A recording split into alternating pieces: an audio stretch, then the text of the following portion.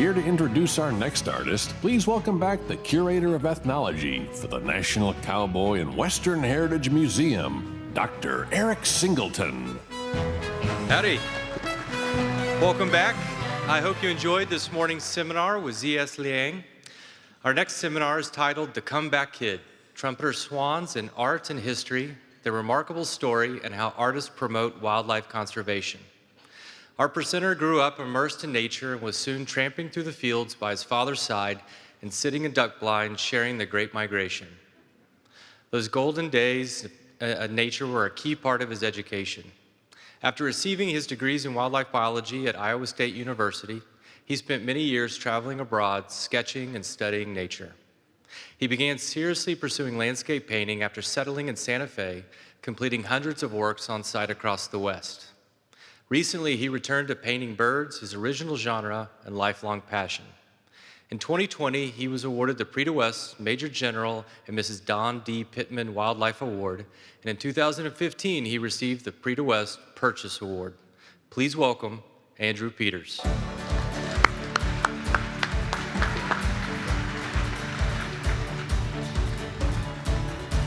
Thank you for that nice, warm welcome. And thank you, Eric, for the introduction. This is a very special occasion to be able to speak with you today in this beautiful Sam Noble Event Center. One of the first presenters I ever heard here was the great Wilson Hurley, who created these fabulous triptychs. And he was a marvelous speaker, and he was a brilliant painter, and I was just kind of a young bohemian in New Mexico at the time that looked up to him. And so he set the bar for me about the chance to present here. What an important opportunity that is. Also, too, this is my favorite audience because there's so many accomplished, impressively capable people here. Many of you I know very well. I have friends that have traveled a long distance to be here today, and so it's a great occasion that I will be able to look back on with pride. It's a wonderful opportunity. One of the most recent really great speaker I've heard here was this morning's Joe Lang. Joe, are you in the house? He is an impressive artist and such a beautiful presentation. Those kinds of things are what make the show great, and I was glad to be a part of that. And I like to think of the Prix de West as one great big work of art every year. And we all have a part to play, you know, we all contribute our own part, and we all challenge one another to do our very best to participate in that. My presentation involves a lot of things I really like: art, artists, trumpeter swans, history, conservation history, for example. And the title is called The Trumpeter Swan in Art and History, Their Remarkable Story, and How Artists Promote Wildlife Conservation. The story will be shared in 3 chapters. And the first chapter regards a painting that was involved in the earliest moments of the conservation movement. That artist's name was Alexander Pope. The painting was done 100 years ago, I beg your pardon, it was done at the start of the 20th century. And it is a classic academic still life of a trumpeter swan hanging by its feet, which the artist would have acquired from someone else because he already knew these birds were possibly endangered. And with this painting, he is trying to send a warning within this classical still life. All artists would like this kind of opportunity to bring a realist painting with a powerful message. A number of us are able to accomplish that each year, and we all strive for that. In this particular painting, we can see this bird is feather perfect. That is, there are no missing feathers or broken feathers. There are no blood stains. When those great wings are unfurled, they span a wingspan of 8 feet. The head and neck plumage are painted with great care and delicacy, and the edges are very soft. Trompe-l'oeil background of a stark doorway, and the bird is painted life-size. At this particular time, his friend would write these words about the status of that species at that time.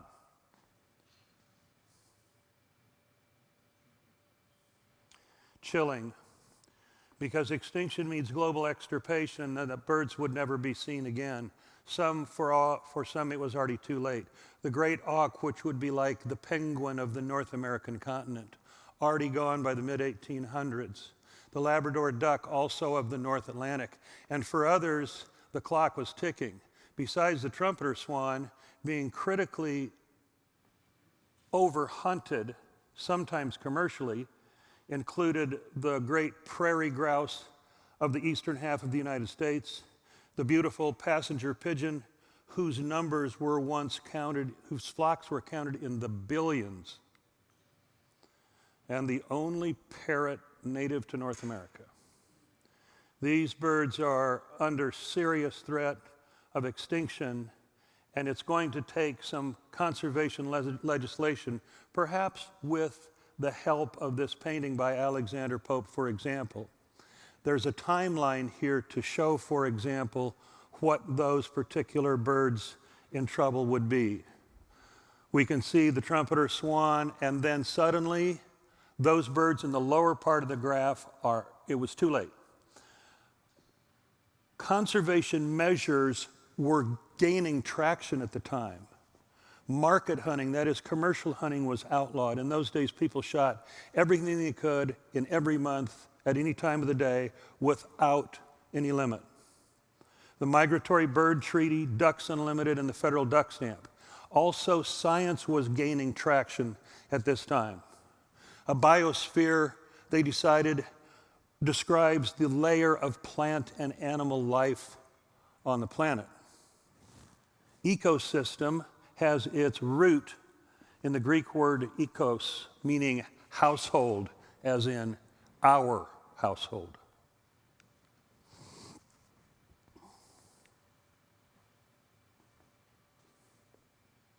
The artist, Alexander Pope, in this portrait, was painted by his friend, Frank W. Benson, also an outdoorsman and a sportsman. And the artist seems to be in contemplation about the fate of the trumpeter swan. Perhaps as the sitting goes on, that is what these two men are discussing. And at the time, a famous poet would write these words about extinction also.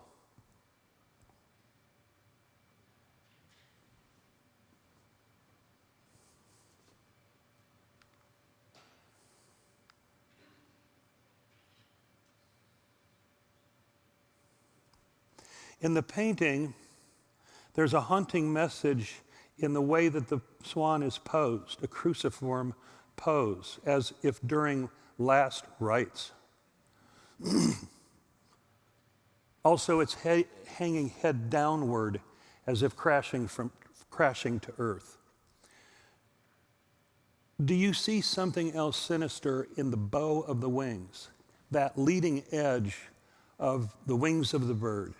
It's to me, to my perception of this, is that there's an indictment in plain sight there.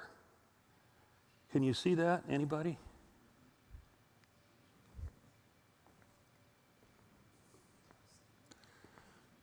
As the trumpeter swan goes, so goes mankind. Ecology is the science that studies the relations of creatures in their environment, also known as the web of life. Man didn't create the web, we are a strand in it. What man does to the web, he does to himself. If the trumpeter swan had gone extinct, this painting would be a eulogy. But at the 11th hour, conservation efforts began to show results. Killing trumpeters was outlawed. The extinction spiral stopped. The population stabilized at fewer than 70 trumpeters remaining. Gradually, through continued conservation efforts, over the next 100 years, the population would slowly recover. And if Alexander Pope were alive today, he would be overjoyed. Because they came back.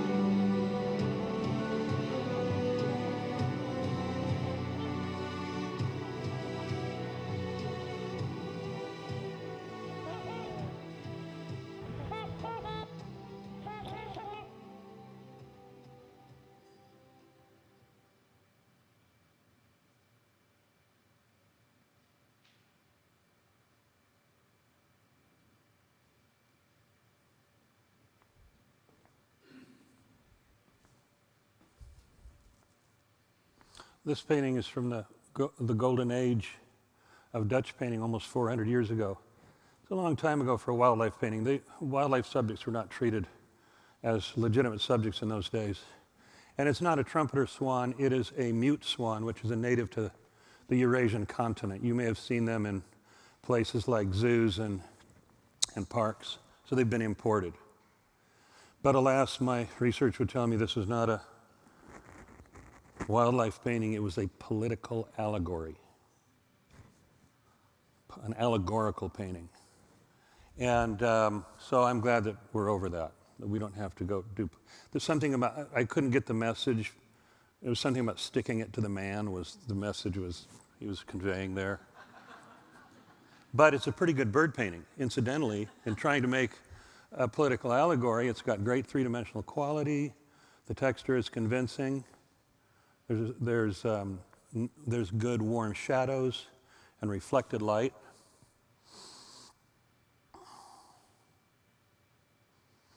Fast forward 200 years, John James Audubon's paintings were ornithological examinations of birds. And in this immature trumpeter swan, we can see the grayish plumage that typifies that age grade for those birds. But it has to be sort of turned on itself, sort of folded into the composition, because for the elephant folio that he was creating, he only had a 40-inch width, and he wanted to paint the bird's life size. Trumpeter swans are notorious preeners, and their plumage is impeccable, and they insist on having clean water.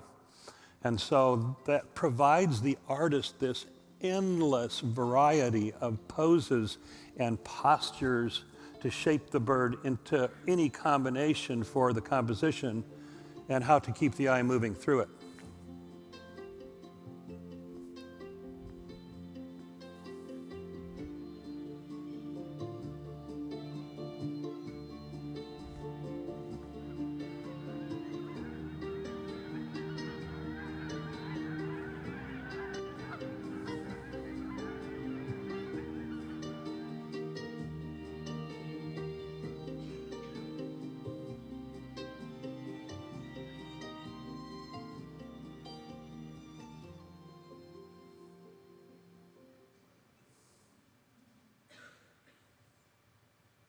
Audubon would create another painting of wild trumpeter swans in which he would showcase the foot. There's no completed background, but in his original watercolors, that was not uncommon.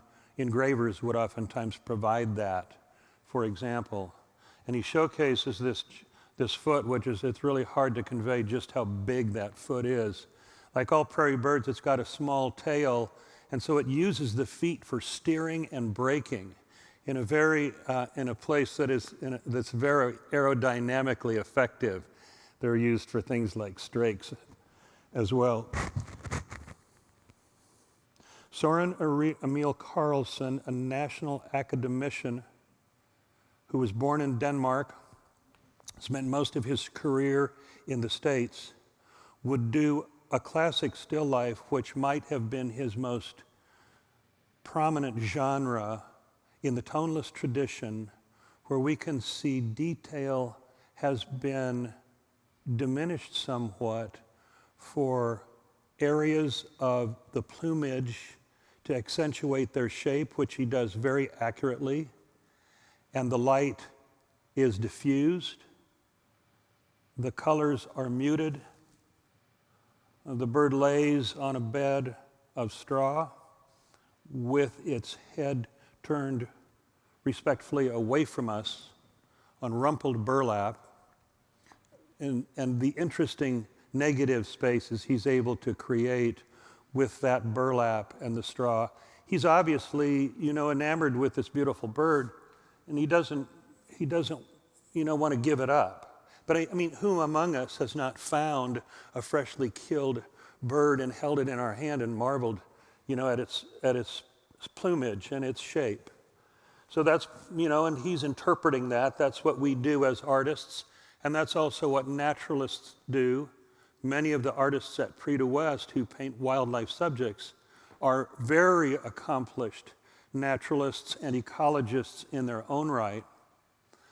Bruno Lilliefors was beginning his career in Sweden, just across the Baltic. This isn't a great Lilliefors, I don't think, but I love the clever picture idea where he shows the foreground bird, everything except the head, and then the background bird, we see pretty much only the head, and the rest is obscured. That's a wonderful idea, and the context, the environment, the habitat is so beautifully done.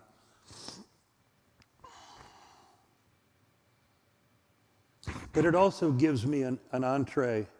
I'm going to back up. What's this? Is there anybody that can interpret that title for me? Yeah. Oh, hello, there's a Swede in the house. What's that say?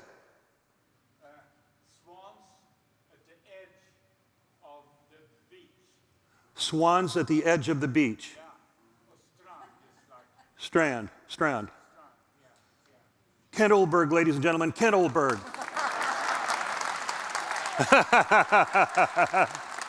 Swans at the edge of the beach. I tried that on Google Translate and it crashed the app. So we got the real thing here.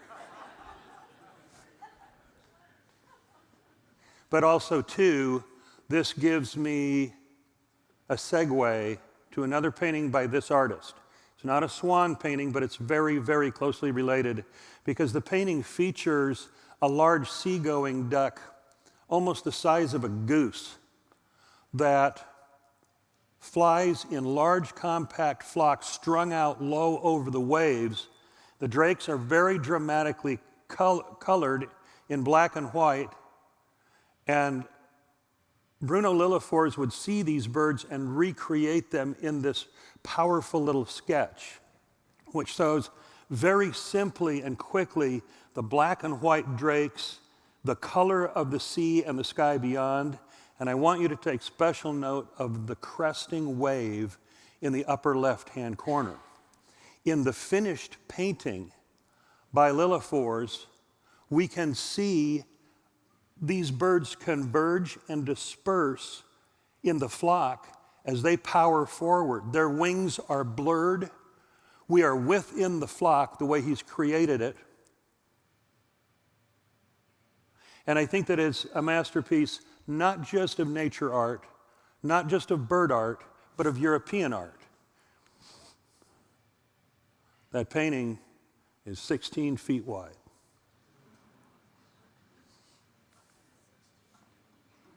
In the foreground birds, we can see the rosy tint on the drakes. We track up through the flock with our eye. We can see them climbing above the wave. We can see in the foreground they're actually, through a phenomenon known as ground effect, pushing a cushion of air ahead of them, essentially making their own weather. They are creating squally or riffled water ahead of the flock as the flock drapes away through the trough of the next wave to the farther crest. And through it all, look at the crest of that wave in the upper left hand, a counterbalance to all of this leftward power in the painting.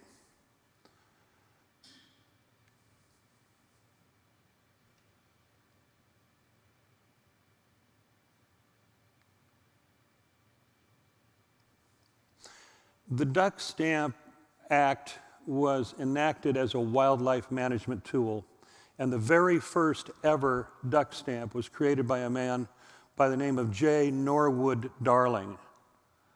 And his nickname was Ding, and he worked a lot of his career as a political cartoonist, and he was an ardent conservationist. And his political cartoons of all kinds were on the front of newspapers nationwide, over 150 syndicated newspapers, 2 Pulitzer Prizes. And in his cartoons that addressed conservation, he vilified game hogs and scofflaws and poachers. At every chance he got, he did not let up on them. And in this one, the top panel of a 2-panel front page cartoon says, why the Indians always had plenty and the white man never has enough.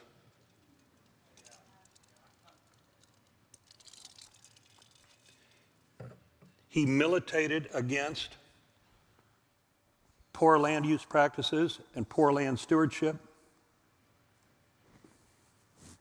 promoted soil and water conservation. In this one, he prevailed upon hunters to take the lead, and indeed these early programs were all funded, legislated, and brought to bear by hunters. He was a fabulous draftsman. He was a painter in oil as well. He was a tireless conservationist and a sportsman, and he was a one-man army.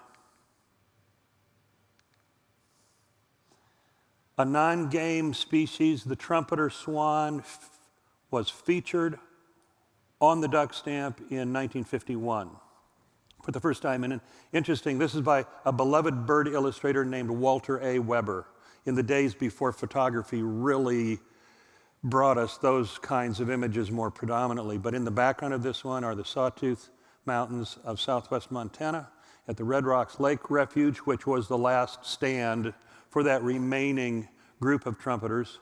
And then they would appear again on the duck stamp 7 years ago. One time there was an inanimate object. The duck stamp, since its inception, has raised over $1 billion and acquired over 9 million acres of wetland habitat, which, among other things, benefits all species. This one shows the artist's entry, the more carefully rendered painting that was judged by the committee, and it features this duck, the canvasback, by many standards, the king of ducks, swift, powerful, big, delicious, and a muscle car paint job. I mean, this is like the muscle car of the bird world, I think. And here's another version from an older decoy that seems to be made out of reeds and feathers. And indeed, that is the Lovelock Cave canvasback decoy. 11 of them were found in a cave in Nevada and excavated first by miners and then by archaeologists. They were they didn't have radiocarbon dating that was very sophisticated, and they said, well, these are pretty old, maybe a few hundred years old. And then they found out they were a lot older than that.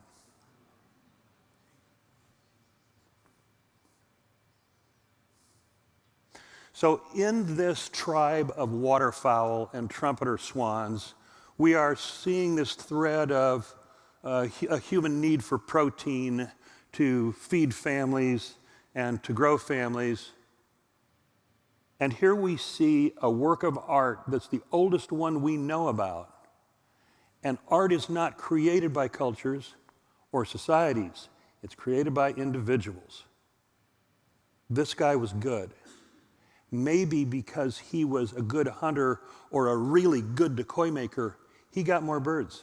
He could have a bigger family. Those family members would go on to become artists. So natural selection favored artistic capability.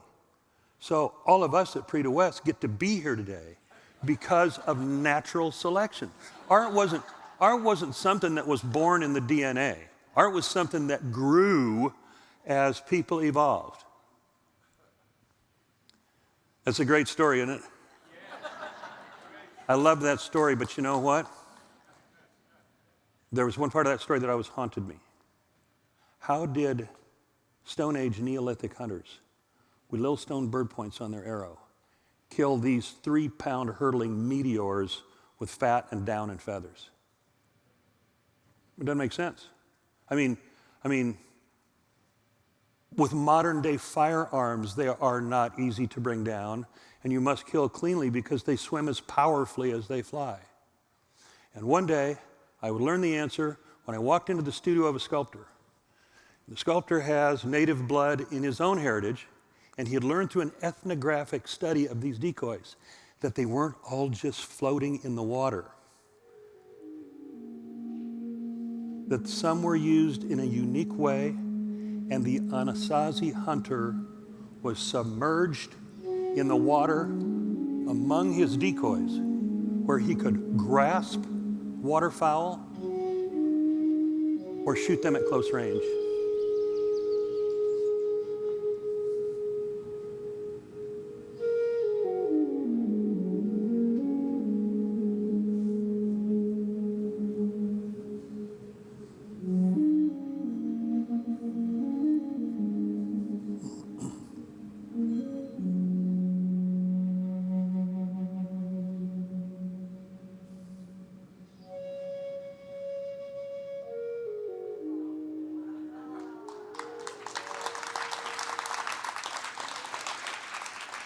Paul, are you here? I think that that's a beautiful story, beautifully told, and a very ancient putting together of a lot of elements to tell that story. As artists, we are interpreters. And another version, getting us back to swans, is the Mackie Mueller swan, a very famous decoy, where a hunter became a carver, became an artist to feed his family. But when he goes from a carver to an artist, that is when he creates the beautiful curve in the neck of this decoy. What an artistic idea, so carefully wrought. And although we don't have this exact kind of what might be called folk art, we don't have this at Prix de West, at least not yet, or at least not commonly. But say what you will, that decoy just sold for nearly $200,000. That's a lot to digest. When I watch trumpeter swans in the winter evenings at the edge of frozen lakes, I like to watch them in evening light when they are animated and beautifully lighted.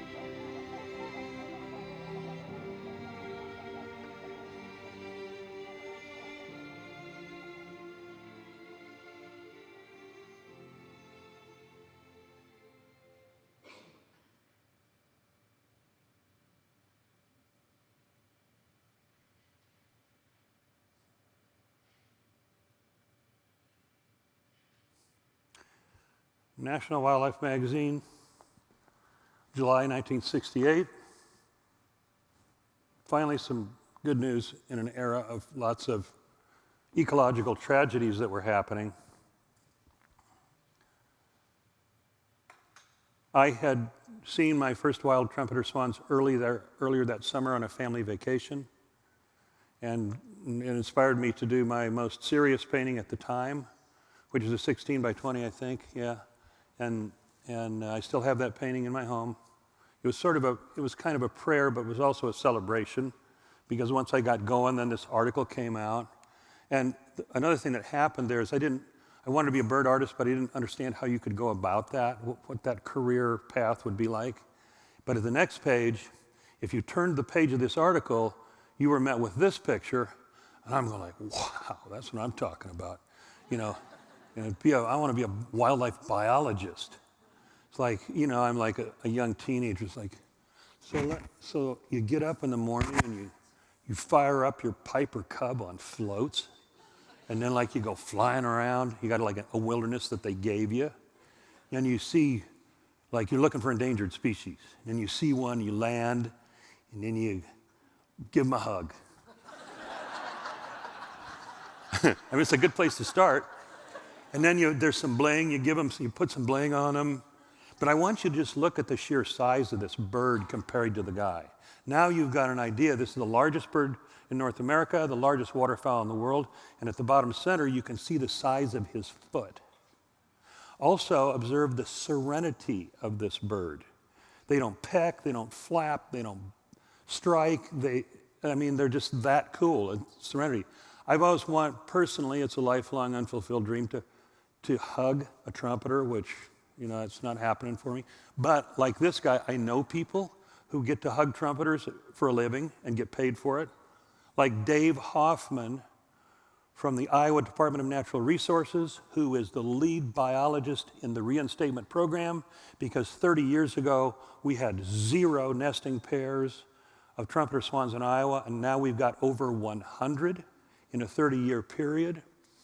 And this is a yearling swan that's about to be released, and school kids are brought in on buses to attend and to learn the story of conservation. And you say, yeah, that's great, Andy, but where did he get the swan?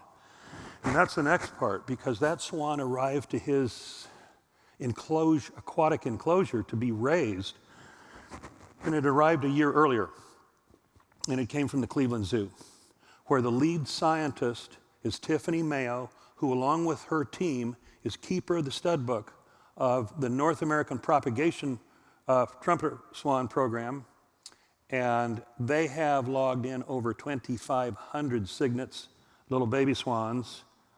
And then she comes out to Iowa with her team to be part of the release. And it was on one of these when I was able to capture in a photograph the undeniable truth that the only bird that will ever hug you back is the trumpeter swan.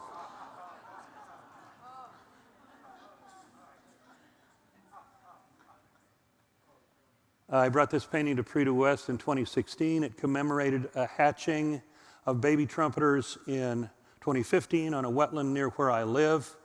That was the first time that trumpeter swans in the southern half of Iowa had successfully hatched young in the wild in 146 years. The bird that's on the nest is called the pen. That's what you call a female swan. And she's nesting on a muskrat house.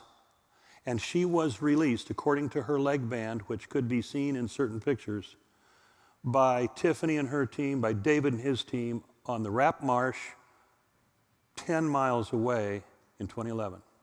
So she matured, found a mate, came back, imprinted on that wetland, on that area, and that's what that program has been so successful.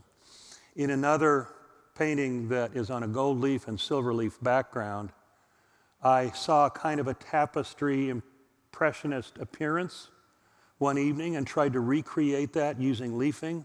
Interesting thing about gold leaf in a painting is that if there's an adjacent window, it silhouettes that leafing, the way it reflects light. The way I look at it, the collector that gets one of those is getting 2 paintings for the price of one. See if my fellow artists are going to give you that kind of love. This is a sketch where I'm arranging swans in various poses to hold the eye. It's on a freezing cold morning. I want to add steam. A good friend of Kent Uhlberg and arguably the greatest bird artist today, said this about sketches.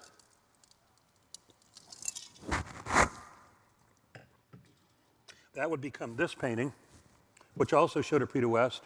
And in this one, I've tried to use atmosphere as liberally as possible to sort of semi-obscure these birds. So you have to paint a really correct trumpeter swan and then begin to deconstruct it by painting over it and repainting, and it was very exciting. But I'm not the only one here at the Prix who has this passion for trumpeters. And through the years, on these hallowed walls, my esteemed fellow artists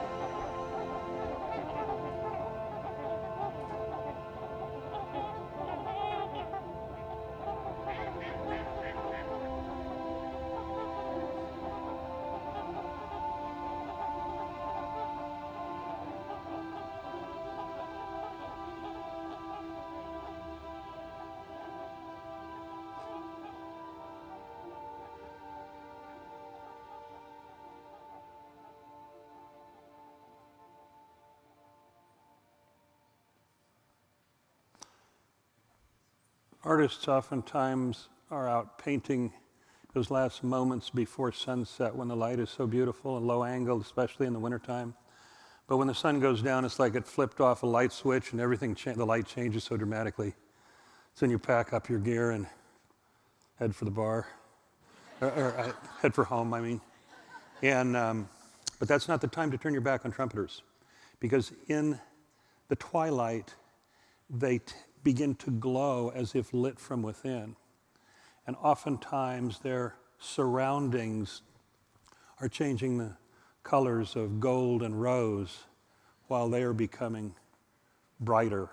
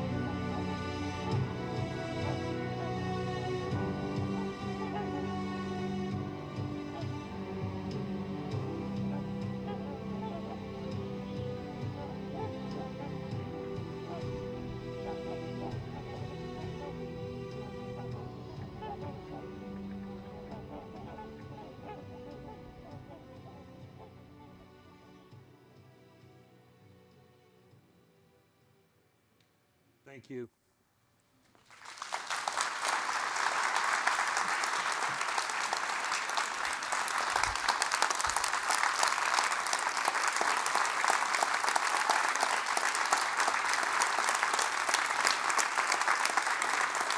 Thank you. If you'd like to ask me a question, I'd like to ask you to just step to a mic. There's one on every aisle. And we have time for maybe just a couple questions.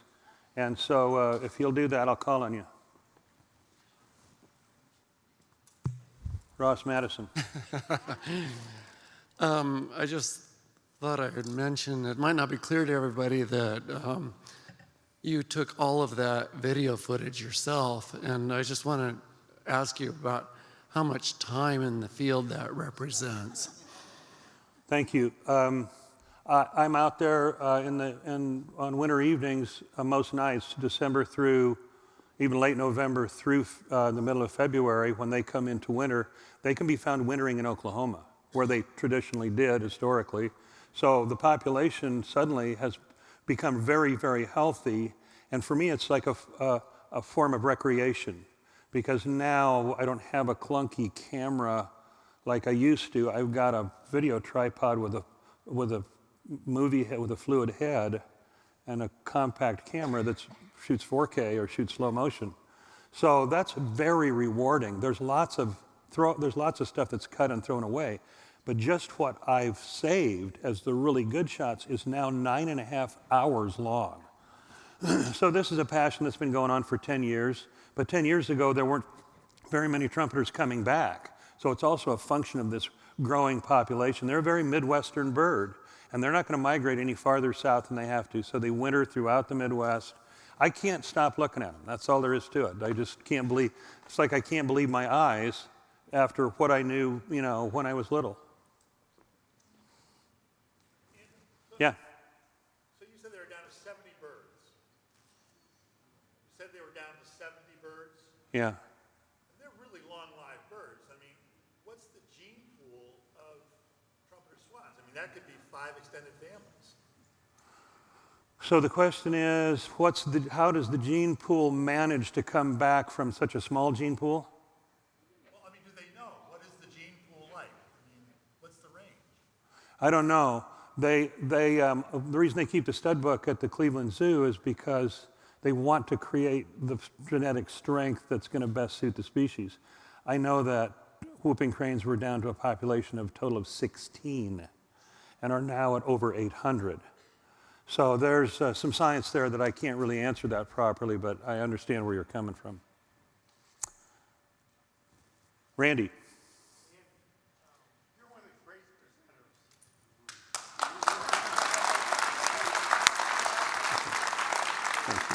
Thanks. Yeah, I'll second that. And I never know what you're going to put in your list. Thank you, Randy. Thank you very much. I like doing this. I mean, artists are all interpreters, and I'm interpreting my subject with every painting. And interpreting this story for you just comes from that same place. And I will be happy to answer more questions as I see you as the day and night go along, but we're going to make way for the next great speaker who I've heard before, Dean Mitchell. I'll be here. I hope you will. He's fabulous, and thank you again.